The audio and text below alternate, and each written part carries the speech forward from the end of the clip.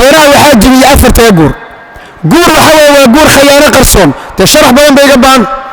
guurna waa guurka duulduulka la yidhahdaa meeshuu rabo islaam buu dhakasin islaantii qurux badan ba wuxuu meel la qabaamay shukaasuu ku bilaabayaa markuu tagana uu soo furaya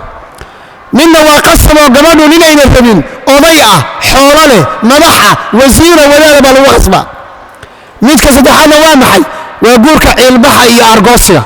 laba isku xumaanaysa mar alla markuu furo ayadoo isagoo uu qabo ayaa shukaansi waxaa ku bilaabaya ilma adeerteed marka horeba waan kaaga dignay reer hebel lama guursan soonnay ku nidhi annagaaba joognay shukaansi waxaa lagu sii bilaabayaa ayadoo la iskhilaafay saadii ciddada looga baxo mid baaba guurso hadlee gabadhu ciddada ma ka baxday waxay rabtaa inuusan guurka ooga hormarin ama ayadu isooga hormarin qaxootinimada iyo dagaalada burburka waxaa keena qaxootinimada aanu ka soo qaxnay dalkeennii iyo dadkeennii iyo qorraxdeennii iyo cimiladeennii iyo ayayhii iyo eedadii iyo habaryartii iyo gabadhii markay cadhooto muqmadda loo soo jeri jiray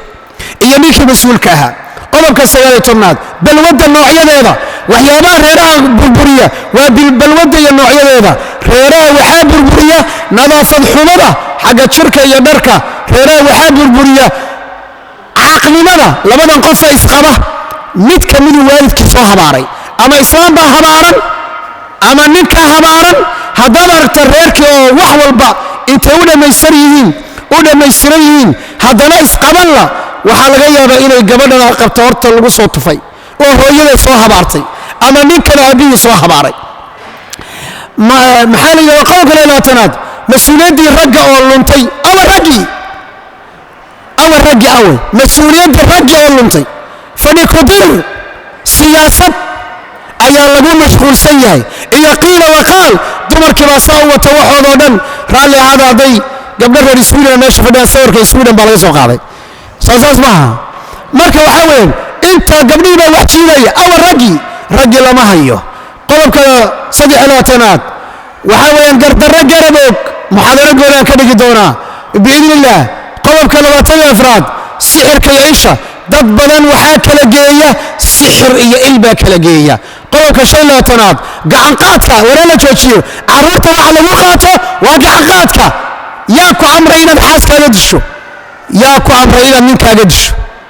qodobka 26aad jacaylka bugta hadda fiiri gabadhaasi ninkaa sii jeeda bay la socotaa kanna gacantay gadaal ka haysataa dad badan baa noocaasa oo firin tusaya qodobka kale oo 7aad awlaadda oo awlaad la'aanta ayadana burbur bay keentaa ama gabadhoo tira waan bay isxinayaa quful bay isku jabisa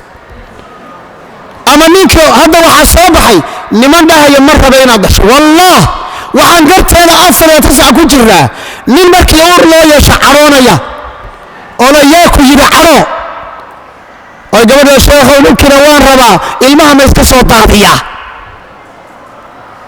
billahi tawfiiq